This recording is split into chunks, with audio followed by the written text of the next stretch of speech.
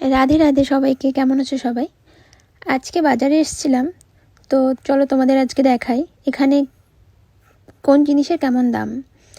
তো বাজারে এসেই দেখি প্রথমেই তোমার মটরশুঁটি, বেশি জোর হলে 10 থেকে 15টা মটরশুঁটি আছে, তার দাম তোমার 324 টাকা।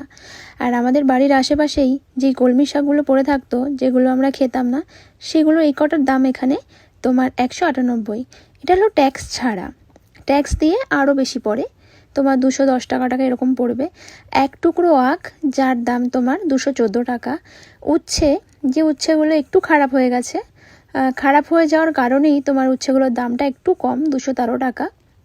বেগুন, এই বেগুনগুলোও খারাপ হয়ে গেছে, তো মানে অতটা ভালো নেই, টাটকা নেই পুরো, তো তার দাম তোমার 429 টাকা। বাড়িতে থাকতে বেগুন খেতাম না, আর এখন এত টাকা দিয়েই তোমার বেগুন কিনে খেতে হয়। এটার যদি ভালো হয়, মানে যদি বেগুনটা ভালো হতো, তাহলে দামও পড়তো 500 টাকার মতন প্রায়। তো মিষ্টি আলু আমাদের বাড়িতেই হতো, অনেকই হতো, তখন আমরা খেতাম না।